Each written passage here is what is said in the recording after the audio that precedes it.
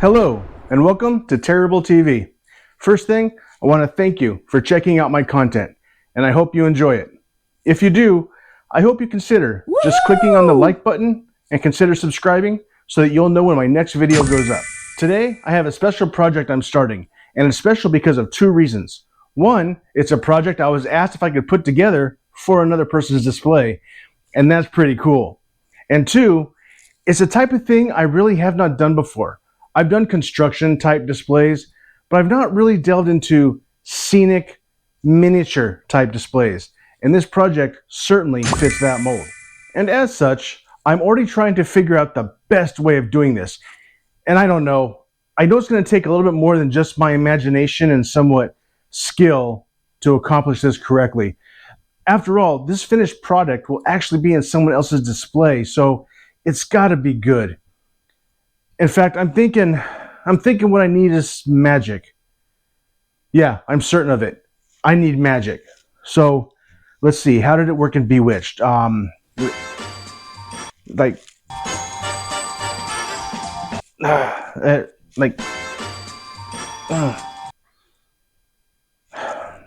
That's not gonna get.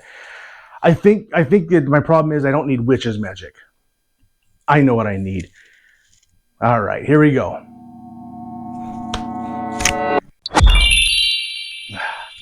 Yeah, now this feels like the magic that I need. Some of you may know or recall a little TV show called I Dream of Jeannie, starring Barbara Eden as the before-mentioned Jeannie, and Larry Hagman as Major Anthony Nelson. It aired on September 18th, 1965. It ran all the way through 5 seasons. The series aired in black and white initially, until the first episode of the second season, entitled Happy Anniversary, which was the first episode shot in color, and aired on September 12, 1966, and continued to be in color till the series ended on May 26, of 1970. Sadly, 15 years later, the follow-up TV movie, Major Nelson, was then played by Wayne Rogers, as, at the time, Larry Hagman was a bit too tied up in this not-so-popular, not-so-well-known show. What was it called? Denmark. No. Detroit. No. Dallas. That's what it was. Dallas. Anyway, so now we find ourselves in 2025, and can you believe it? Barbara Eden, still just as beautiful at 94, is still out and about. She frequently attends conventions to do signings for hundreds of fans over sometimes multiple days. She's also partnered with a company called GenieBottles.com, owned by Mario A.C. de la Casa, that makes hand-painted, one-to-one, TV-accurate scale Genie bottles, which Barbara will then also sign for you. When it comes to classic TV, it really does not get more incredible than this. Well, now this is where I come in. See, the only downside to this bottle autograph combination is the signature is very delicate. If it's not handled correctly, it could come off pretty easy, so you need to put it in a case for safekeeping. So I was asked, where should I get a display case for it? And of course, I had many suggestions and even started down the road of leaning down a couple specific options. But a third option popped into my head, which was, you want me to make it? And in short order, that's what was agreed on. But for anyone who knows anything about me and projects, if you ask me to make you a door, I build you a street. True story. And a tale to tell in an upcoming video. So I have convinced the new owner of this bottle to let me go about making a display somewhat more representative of the prop nature of this bottle, while still allowing the autograph portion to stand out for any observer. Sure, you can just put this in a clear box and call it a day, but this is really something special, so I figured its presence should be as well. With that, I am ready, and my Genie magic is starting to flow. I'm ready to take this project on, and now I'm proud to announce the title of this project is Genie's Bottle. Okay, now that I've got my Genie magic flowing through me, time to look and see what I have in mind. Arguably, I would say one of the top 3 things someone who knows the show would think about in regarding it would be the opening animation. Like any good TV show, the opening tells a whole story in just a few seconds. Astronaut lands, finds a bottle, out pops a genie. Simple. So thinking of this bottle as a prop replica more than just as a collectible, my idea is to, with some substantial liberties being taken, recreate that beach scene. So what I will do, I'll take the measurements of this bottle and order a plexiglass cube display with an open bottom. I will then make the actual base for it. I will have it on a flat piece of wood, which I will decorate as sand. And instead of routering out a channel for the plexiglass to secure to, I will create a raised lip on two sides so it will be secure in that way. Next, I will need to prop the bottle at an angle. And I don't want to just make a brace for it that would be unnatural to the scene. So I'll get some aquarium driftwood that can be sticking out of the sand at the beach, and the bottle can rest at the correct angle. I can then secure the bottle to that branch using transparent elastic. Then I will try to create a smoke effect to be coming out of the bottle, and voila, a small display of a genie just escaping her entrapment with a new master to serve. Within this, I have many details pouring through my mind. Not sure which ones will work or are even possible, or that I can even just pull off based on my experience and still be happy with the result. But it is time to find out.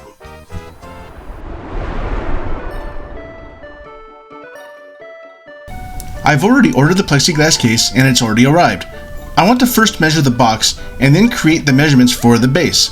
I want to have about 1.5 inches extra around its perimeter, as to have some room for color and to be able to create the channel in which I want to have the box slide into when complete. To briefly go back to a past video, I will say this workbench has made doing these types of projects so much easier. Having the room and space that I need has been a godsend.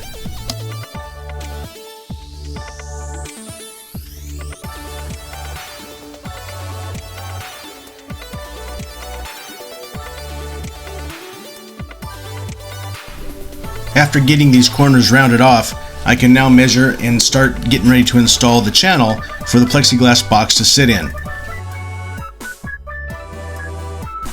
The plexiglass box is made out of 1/4 inch plexiglass, so I'll create a perimeter around with 1/4 inch sticks here, and then I will create another inner square with a 1/4 inch gap in between, and that should allow the gap that I need for the plexiglass box to sit in.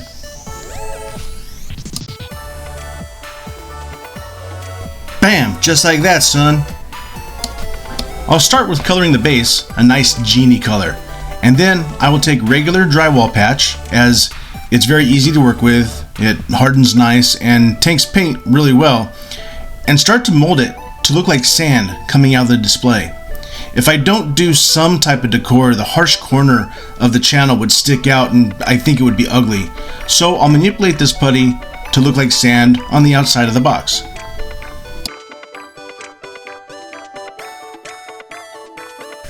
Next, I'll install the beechwood for the bottle to lean on.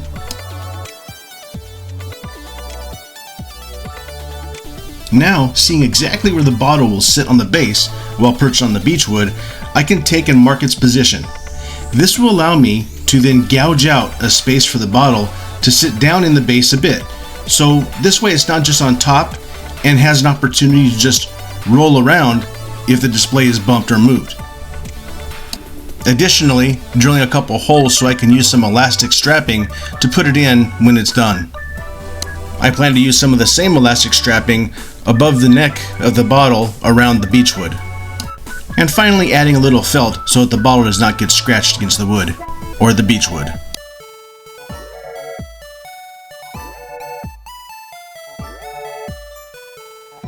Now to make my first go at the sand painting. Using a decorative paint that has sand grit in it, I'll shoot the perimeter of the display first before I do the rest. This will allow me to gauge early if I like how it's going to look. Initially, I had thought I'd be using real sand, but it's coarse and rough and irritating, and it gets everywhere.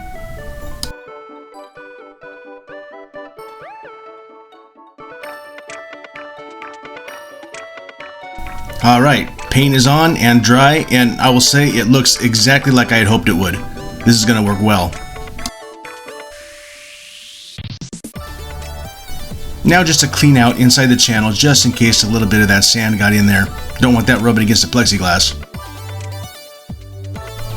Now to putty the inside of the display. Again, getting rid of the harsh square of the channel on the inside, and then making sure I cover the whole thing in a way that would mimic sand on a beach.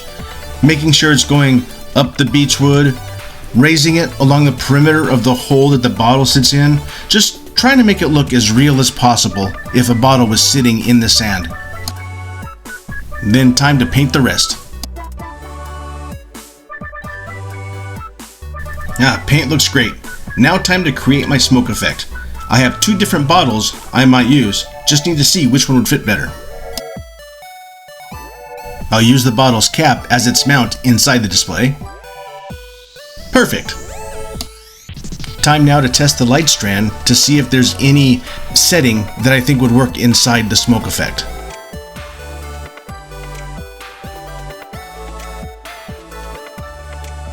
I came to the realization that the effect I'm going for would be totally lost if the back of the display was clear and open to see whatever it was behind it, even if only a wall. So I decided to further enhance the beach look by creating a backdrop for it all.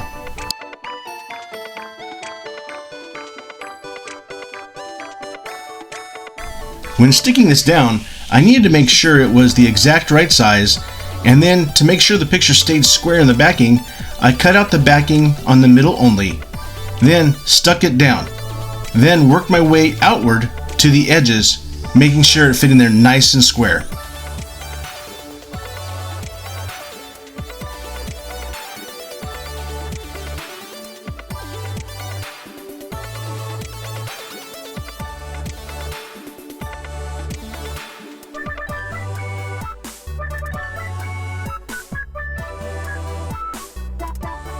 With the wiring coming out the bottom, I need to create a channel for it to slide through.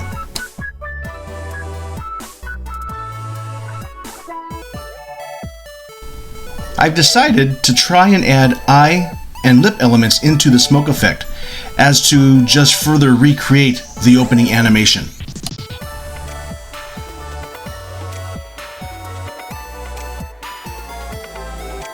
Before starting to create the smoke effect, I'll drill holes in the bottle where the eye mounts will be.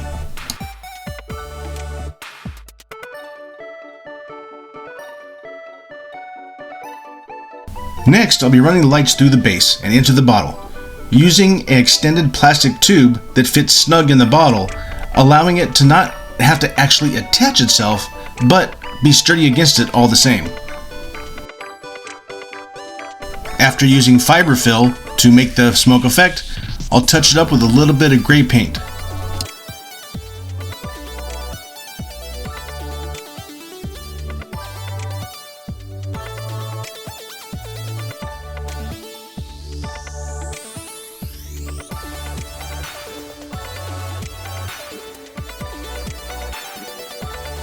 Now with the painting done, time for the first test run to see if this is actually going to look how I'm wanting it to look.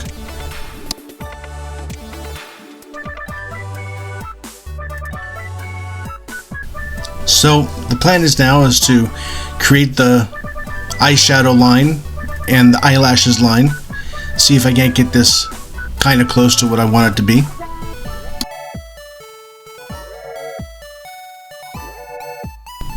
Thankfully, I found some eyelashes that had the general look that I wanted, but I'm definitely going to have to trim them down and shape them a little bit.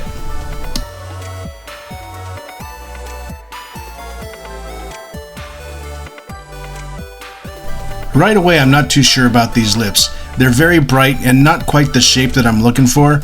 It doesn't match the opening animation quite close enough, so we'll have to see how this works.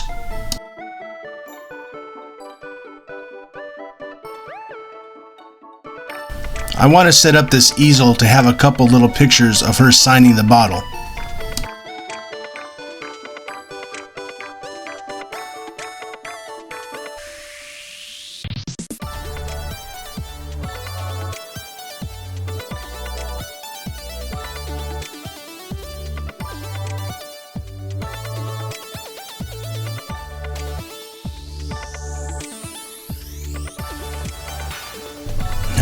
I don't know. Now to take some 1/4 inch so-called invisible elastic to strap it down in 2 places to make sure it doesn't go anywhere if bumped. It certainly won't be fall proof, but it'll certainly help hold it in place. It did a pretty good job just here. Okay, here we go with the final assembly.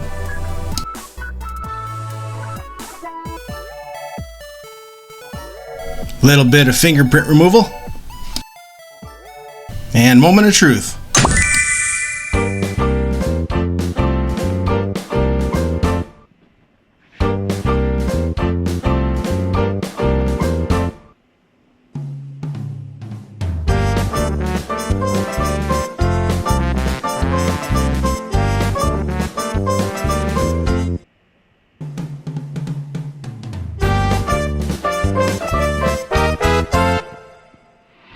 So this was a much faster project than my last few, and that's okay.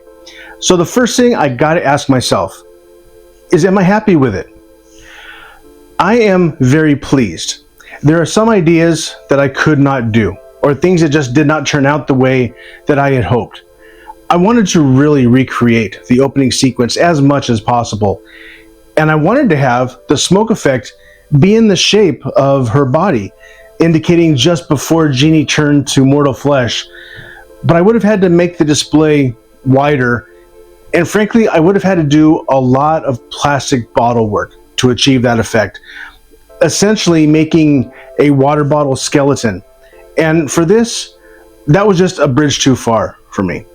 Also, I had initially wanted to add the lips and eyebrows, and it just came out too, well, let's just say it reminded me of something just a bit too much. Also, with all of that, I think it would have drawn your eyes away from the main intent of this display, being the bottle itself. I'm confident the owner will appreciate this display much more than just what a vertical box would have been, and I hope it draws a lot of conversation with it. So before I close, I want to recommend you stay through the end of the video, as the last thing is a very special gift I give to you. Also, I learned I have a fan in China, and China won't allow a lot of YouTube content to cross over, and my videos are not excluded from that. But his daughter introduced me to him by essentially having FaceTiming with my videos to him. And I've heard a lot of praise in his responses, and I really cannot say how much that warms my heart. So I hope I say his name right. I want to say hello to Bai Rongji. On that note, I appreciate all of you if you're here, and hope you enjoyed my little project. And my wish is that I spur an idea for yourself to make something of your own, and not to be afraid of trying. At the end of the day, it's all about what you want and what you like, and that really is all that matters. And just remember, you can figure out anything you want to in life. All you need to do is stare at it long enough. So, till next time. That's it. I can feel the magic now. Oops.